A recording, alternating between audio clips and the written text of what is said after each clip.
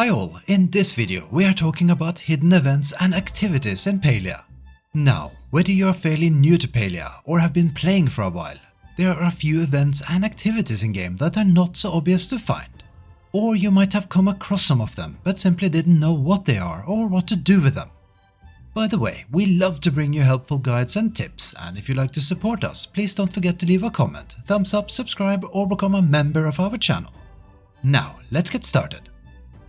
The Flower Bloom event is a dynamic event that happens once per in-game day in Kilima.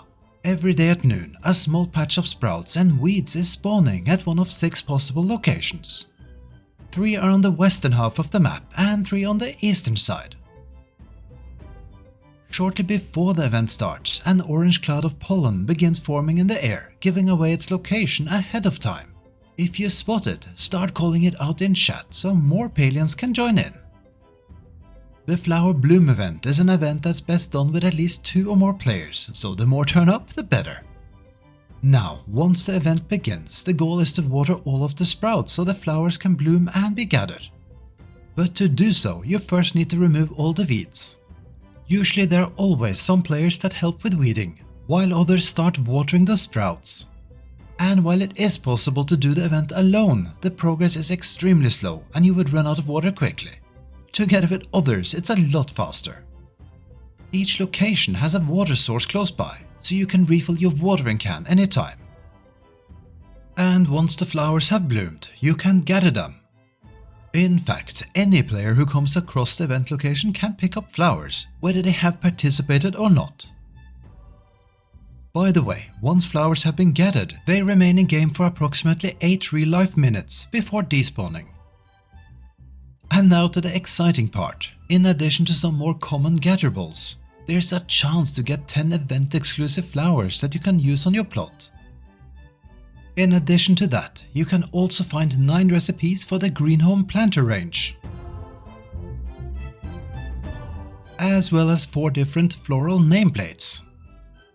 And while very rare, there is also a chance to find a potato pod prize bag. Did you know that there's an obstacle course hidden inside Seke's black market in the underground? If you interact with the broken arcade machine, you will be transported to the tower.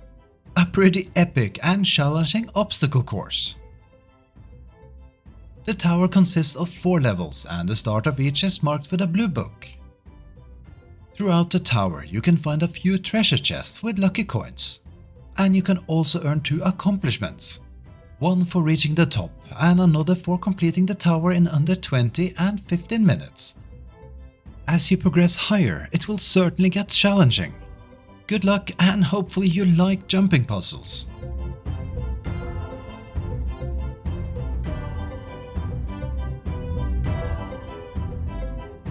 Since we're at the black market, let's not forget about the arcade machines that are functional. Interacting with them opens up a mini arcade game and you can even compete for the high score.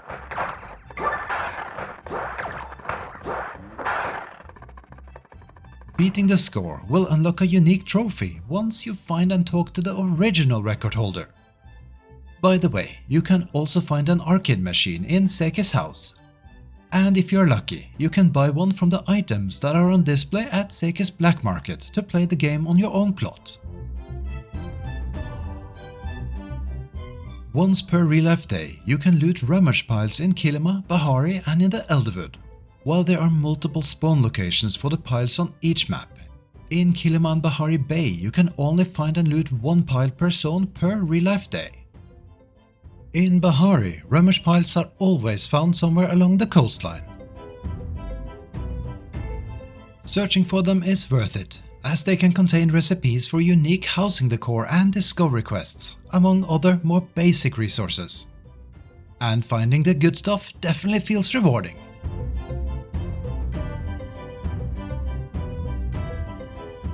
In the Elderwood, Rummage piles work a little bit different. Here, you can find and loot 2 piles per real-life day. But their loot pool only contains artifacts that are needed for crafting relics, a game mechanic that's unique to the Elderwood. While it's possible to get duplicates, relics are tradable at the Elderwood Central Stables. so players can help each other to complete their collections. Bahari Bay has its own unique event that happens every in-game day at midnight. When the clock strikes 12, a flow grove will spawn somewhere on the map. Most of the trees at the location of a flow grove will be transformed into flow trees and turn the area into a great spot for harvesting flow-infused wood. If you are in Bahari Bay at midnight, listen for the mystical sound that indicates a flow grove has spawned. It's directional and can give you a hint as to where to find it. Additionally, a grove is surrounded by a pink swirling glow that can be spotted from a bit further away. Since flow groves are meant to be shared events for the community, the in-game etiquette is to call it out in chat once found and wait for other players to gather. After a few minutes, when players on the server had a chance to arrive, the trees get chopped. As long as every player had a chance to hit each tree once, they get loot, even if the tree gets chopped without them.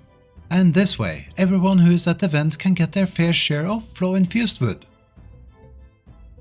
Another flower-related activity occurs every evening in the Elderwood. The Piksii Blossom Bounce event happens every in-game day at 10 PM, and it can always be found in the deep woods. Around 5 minutes before it begins, you can hear a magical sound and a blue aura appears around 2 giant trees, indicating the location of the event. Once it starts, several floating platforms and bouncy shrooms spawn, and purple and blue seeds appear in the air. The goal here is to gather these seeds, which can reward you with a selection of Elderwood exclusive flowers and plants. By the way, many of the plants won't give new seeds when grown, so the only way to get more seeds is by participating in the event. A good way to collect more seeds in one go is by reaching higher ground and then slowly glide along their spawn points. And if you were wondering, seeds can be looted by each player individually, so there's no competition. By the way, blue seeds can only be collected once their shield has been broken with either an arrow or smoke bomb. To help during the event, you can also activate additional bouncy shrooms by watering, and the more players water, the faster it goes.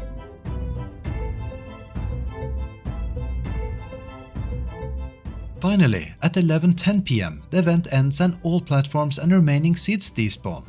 And that's it. Hopefully our guide could prepare you for the unique events and activities you can encounter while adventuring through Palia. Have fun, and good luck with collecting all the cool rewards.